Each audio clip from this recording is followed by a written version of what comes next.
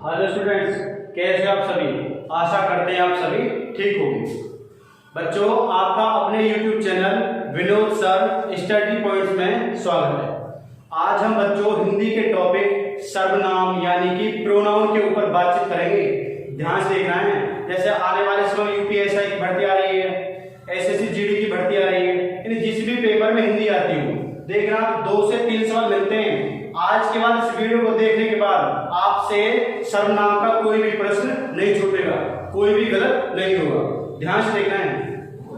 तो पहला प्रश्न है कि सर्वनाम की परिभाषा एवं शाब्दिक अर्थ। तो सर्वनाम की परिभाषा होती है जो शब्द संज्ञा के स्थान पर प्रयोग किए जाते हैं उसे कहते हैं सर्वनाम। दोबारा से सुनते हैं। जो शब्द संज्ञा के स्थान पर प्रयोग किए जाते हैं उन्हें सर्वनाम कहते हैं। दूसरा सवाल इसी में है कि इसका शाब्दिक अर्थ। तो सर्वनाम का शाब्दिक अर्थ होता है सबका नाम, यानी जो सभी के स्थान पर लगाया जा सकता है, सबका नाम, ये इसका शाब्दिक अर्थ है। यानी सर्वनाम का प्रयोग है जो सबके नाम के स्थान पर प्रयोग किया जा सकता हो, उसे बोलते हैं सर्वनाम। दूसरा सवाल कि सर्वनाम जो है वो कितने शब्दों के मेल से बना है? तो उत्तर होगा 2 शब्द। यदि पूछ जाए किस किस के मेल से बना है, तो ये बना है सर्व प्लस नाम। इसमें 2 शब्द है, नाम सर्व एक अलग शब्द है, नाम एक अलग शब्द है। तो 2 शब्दों के मेल से बना है, सर्व प्लस नाम। सर्व एक, नाम एक, एक करे 2। तो सर्वनाम कितने शब्दों के मेल से बना है? 2। यदि ये होता किस किस के संयोग से बना है, तो उत्तर होता सर्व प्लस नाम। तो क्वेश्चन नंबर 3 तक चलते हैं। सर्वनाम के कितने भेद होते हैं? भेद का अर्थ होता है प्रकार। तो सर्वनाम के 6 भेद होते हैं। प्रकार बोला जाए या भेद बोला जाए, एक ही बात होता है। तो सर्वनाम के 6 भेद होते हैं, 6 यानी कि 6।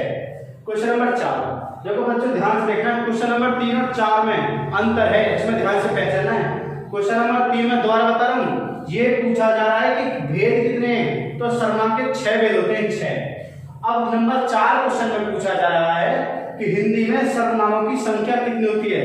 तो सर्वनामों की संख्या होती है हिंदी में 11। जो बाकी सर्वनाम है इन्हीं 11 से बने। जो हिंदी में सर्वनाम 11 होते हैं उन्हीं से अन्य बने हुए हैं। ध्यान से देखना है। संख्या पूछ जाए तो 11, प्रकार या भेद पूछ जाए तो 6। ध्यान से देखना, बच्चे इसमें गलती कराते हैं। पूछा जाएगा संख्या, बच्चे 6 करके आ जाएंगे तो गलत हो जाएगा। क्वेश्चन नंबर 5 निश्चयवाचक सर्वनाम का दूसरा नाम। तो निश्चयवाचक सर्वनाम का दूसरा नाम होता है संकेतवाचक सर्वनाम। निश्चयवाचक का दूसरा नाम संकेतवाचक। अब ये बताओ मुझे, निश्चय का मतलब क्या होता है? जिस संज्ञा से किसी निश्चित वस्तु का बोध होता हो, यानी जिस संज्ञा से किसी निश्चित वस्तु का बोध होता हो उसे बोलते हैं निश्चयवाचक या संकेतवाचक। दूसरा दिया है इसमें, पुरुषवाचक सर्वनाम कितने प्रकार के होते हैं? तो देखो सर्वनाम 6 प्रकार के होते हैं। अब उनके ऊपर बातचीत करते हैं। तो सर्वनाम में पहला प्रश्न बनता है कि सर्वनाम कितने प्रकार के? 6 प्रकार के। नंबर 1 पे आता है पुरुषवाचक सर्वनाम। तो पुरुषवाचक सर्वनाम के 3 पार्ट हैं। पुरुषवाचक के 3 भेद हमारे पास इस प्रकार से। नंबर 1 पे लेंगे उत्तम पुरुष, नंबर 2 आएगा मध्यम पुरुष, और यहाँ है फिर अन्य पुरुष। ये 3 होते हैं अन्य पुरुष। ये ध्यान देना, जड़ चुके यहाँ से बच्चे। ये होता है मध्यम पुरुष, ये होता है उत्तम पुरुष। तो सर्वनाम के 6 भेद होते हैं टोटल लाके, उसमें पहला आता है पुरुषवाचक सर्वनाम। जैसे इसमें क्वेश्चन नंबर 6 कि पुरुषवाचक सर्वनाम के कितने भेद होते हैं? 3। या पूछे पुरुषवाचक सर्वनाम कितने प्रकार के होते हैं? 3। तो 3 भेद होते हैं इसके, ये उत्तम पुरुष, मध्यम पुरुष और अन्य पुरुष। तुमने अंग्रेजी में खूब पढ़ा है। उत्तम पुरुष बोलते हैं फर्स्ट पर्सन के लिए, यानी जिसमें आता है आई और बी। मध्यम पुरुष बोलते हैं अंग्रेजी के लिए सेकंड पर्सन के लिए, और थर्ड पर्सन बोलते हैं अन्य पुरुष। तो हिंदी में पहले पर्सन का क्या बोलते हैं? उत्तम पुरुष, द्वितीय को बोलते हैं मध्य पुरुष, और थर्ड को बोलते हैं अन्य पुरुष। तो उत्तम पुरुष तुम जानते हो अंग्रेजी में, जो बच्चा अंग्रेजी से समझ सके वो भी ठीक है, हिंदी वाले ध्यान देने देना। तो उत्तम पुरुष में आता है आई और बी। तो आई और बी से संबंधित जितने भी हिंदी के शब्द बनते हैं वो सारे के सारे जाएंगे उत्तम पुरुष में। जैसे कि मैं, मैं, मेरा, मुझे, मुझको, हम, हमारा, हमको, हमसे, ये सारे के सारे उत्तम पुरुष हैं। यानी आई और बी से संबंधित जितने भी हिंदी के शब्द बनते हो वो सारे के सारे उत्तम पुरुष हैं। एक बार मैं बता रहा हूं, मैं, मुझे, मुझको, मुझसे, हम, हमको, हमारा, हमसे, ये सब आएंगे उत्तम पुरुष हैं। अब चलते मध्यम पुरुष की ओर। मध्यम पुरुष होते हैं सेकंड पर्सन के लिए, यानी कि तुम के लिए। तो तुम को मध्यम पुरुष में तू, तुम, तुम्हें, तुमको, तुमसे, आप। आप सम्मान में बोल जाता है, तुम शब्द के स्थान पर ज्यादा सम्मान के रूप में आप शब्द का प्रयोग कर दिया जाता है। तो आप, आपसे, आपको, तुम, तुम्हें, तुमको, तुझे, तुम्हारा, तू, तुम्हें, ये सब आते हैं सेकंड पर्सन में। एक दो एग्जांपल लिख देता हूं, तू, तुम्हें, आप, आपसे इत्यादि बहुत सारे। एक बार फिर बोल रहा हूं, तू, तुम्हें, तुझे, तुमको, तुमसे, आपको, आपसे, आप, तुम्हारा, ये से जाएंगे मध्यम पुरुष में। तीसरा आता है अन्य पुरुष। इसमें आते यह, वह, यानी ही, शी, दे वाले। यह, वह, ये, वे, इनका, उनको, उनको, इससे, उसकी, इसकी, इससे, ये सब आएंगे अन्य पुरुष में। ध्यान से सुना एक बार बच्चों। अन्य पुरुष में आते थर्ड पर्सन वाले, यह, वह, ये, वे, इनका, उनको, इसकी, उसकी, इसके, उससे, जितने भी शब्द आते हैं वो कौन है थर्ड पर्सन में या किसी के नाम। तो पुरुषवाचक सर्वनाम के 3 भेद हो गए। तीनों भेदों के ये नाम लिख दिए मैंने, ये तीनों के तुम्हारे सामने एग्जाम्पल दे दिए, ये, वे, उनको, इत्यादि। ऐसे बहुत सारे शब्द हैं। ये वाले इसके लिए हैं और ये वाले मध्यम पुरुष के लिए। अब क्वेश्चन नंबर चलते हैं बच्चों 5 मिनट दोबारा से। निश्चयवाचक सर्वनाम, यानी जिससे किसी निश्चित वस्तु का बोध होता है तो वो होता है निश्चयवाचक। जैसे मैं कहने लगूं कि यह मकान मेरा है, तो यह मकान मेरा है लेकिन मेरी निजी चीज हो गई। या कहने लगूं यह पुस्तक कपिल की है, कोई भी नाम लिया जाएगा कि यह कपिल, यह पुस्तक, या यह मकान, या यह दुकान, या वहां कोई भी चीज है कि यह दुकान उसकी है, यानी कि यह मकान कपिल का है, तो निश्चित रूप से कपिल के मकान की बात चली है, उसे बोलते हैं निश्चयवाचक। यानी जिससे निश्चित वस्तु का बोध होता हो उसे बोलते हैं निश्चयवाचक। क्वेश्चन नंबर चलते हैं 7। राम से कोई मिलने आया है, इसमें सर्वनाम कौन सा है? तो कोई शब्द इसमें सर्वनाम है।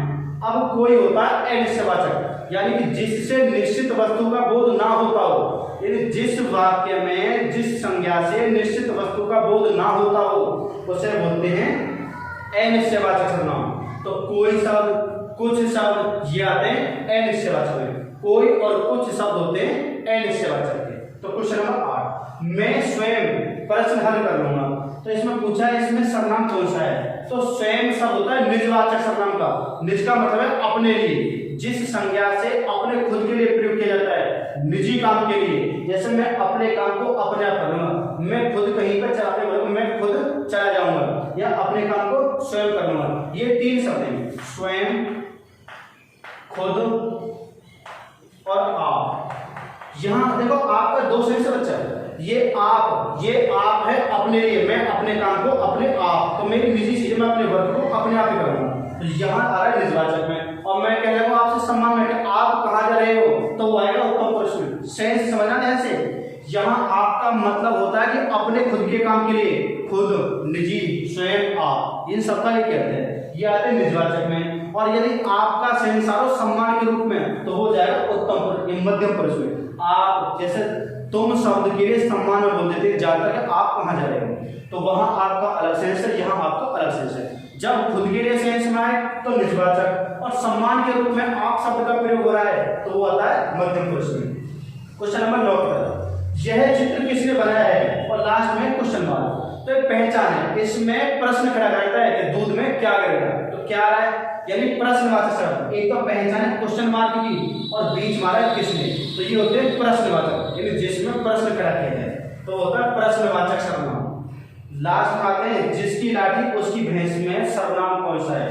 तो वैसे हमारे 5 सर्वनाम तक हो गए। एक बार हम फिर दोबारा लौटा रहे हैं, पुरुषवाचक, निजवाचक, ये करा दिया, निश्चयवाचक, अनिश्चयवाचक, एक प्रश्नवाचक, 5 हो गए। छठा बचा संबंधवाचक। संबंध का अर्थ है जब दो वाक्य आपस में एक दूसरे से संबंध जोड़ते हो उसे बोलते हैं संबंधवाचक। जैसे जिसकी लाठी उसकी भैंस, तो इसमें जो संबंध जोड़ने वाले शब्द हैं जिसकी और उसकी है। या एक और एग्जांपल लेते हैं, जो जैसा करेगा सो वैसा पाएगा। तो इसमें जो शब्द है वो है जो और सो, जो जैसा करेगा सो वैसा पाएगा। एक और एग्जांपल लेते हैं, जैसी करनी वैसी भरनी। तो जैसी करनी, जैसा कर्म करोगे उसी के साथ वैसा ही रिजल्ट तुम पाओगे, भरने का अर्थ परिणाम पाओगे।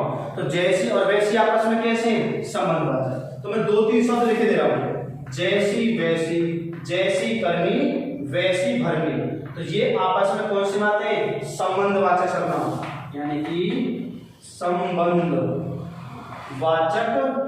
सर्वनाम ये आते हैं इसमें संबंधवाचक में। स्वयं कुल आप ये आते हैं निजवाचक में।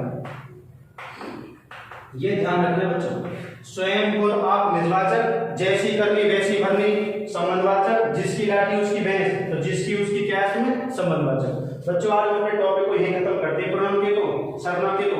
यदि आपको हमारी वीडियो अच्छी लगी हो तो लाइक करना, शेयर करना ज्यादा से ज्यादा बच्चों में, और कमेंट्स के माध्यम से कोई प्रॉब्लम किसी बच्चे को आती है तो पूछना, ज्यादा से ज्यादा बच्चों में शेयर करना।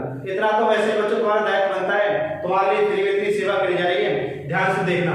और कोई गलती हो, जिस किसी बच्चे पे समझने में कोई परेशानी आ रही हो तो कमेंट्स के माध्यम से पूछना। ज्यादा से ज्यादा चैनल को सब्सक्राइब करना। धन्यवाद बच्चों।